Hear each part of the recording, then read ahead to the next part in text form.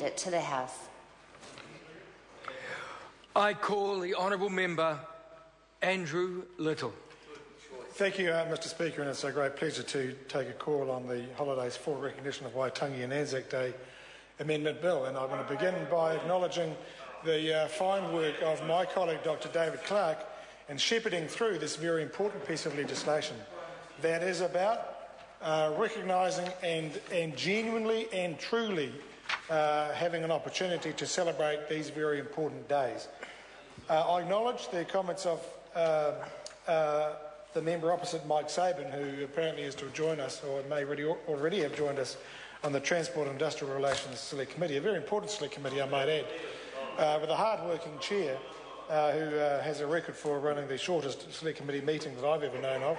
I think we had it down to 4 minutes on one occasion, which only narrowly beat the 7-minute meeting we had the week before. But the point is this, that it's a very important committee and it deals with very important legislation, not the least of which is this bill.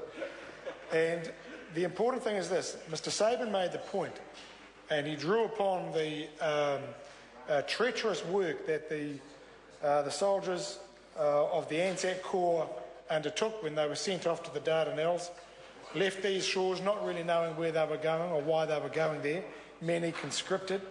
And of course we know that World War I is was an important period in the formation of the Labour Party, because it was many people who were opposed to the war and the reasons for it who formed the basis of the early Labour Party.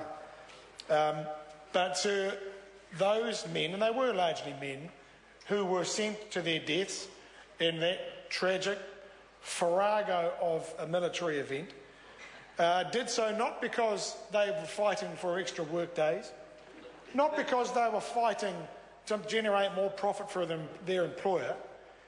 When they laid down their lives, they did so because they wanted to preserve the freedoms that go with living in democratic and liberal democracies like ours.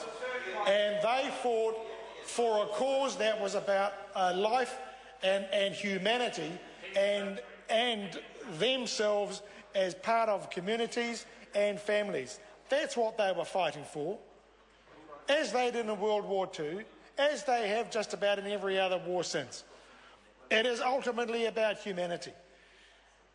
And if there is any piece of legislation that reflects and is part of and expresses our humanity, it is the legislation that gives working people the right to take time out from their work, from having to work for others, to place themselves under the submission and the control and the command of others to earn a wage. It is legislation that allows people to express themselves in their communities as people and as family members. And this legislation is about taking the 2 days that define this nation, this fine nation of ours, and says we are going to observe it. And in the weeks in which it falls, you won't have to do your regular full working week, but you will take time out, as you would do when these days fall on a working day. You will be able to take time out and properly respect and observe these important days. Whether it is Anzac Day, which was part of our nation-building history, which, if it did one thing alone that was important to this nation, it forged a sense of solidarity. It was the origins of our identity, that we weren't just cannon fodder, but we were a nation that was part of the comity of nations making up the Commonwealth, that we stood with our brothers and sisters across the Tasman to assist our colonial fathers in far-flung fields, but we'd forged our identity as a fighting force and as good people. And we learned the lesson of solidarity. That's what we brought back from it. That's what we learned from Anzac Day. And that's what we will be able to celebrate when we get to properly observe Anzac Day and actually take a break from our regular working week and the week in which Anzac Day falls, and every year. I'm sorry to interrupt the Honourable Member. Time has come for me to leave the chair. This debate is interrupted and set down for resumption next sitting day. The People's House stands adjourned until 2 p.m. tomorrow, the 21st of February 2013. Haere rā po Māori. Good evening.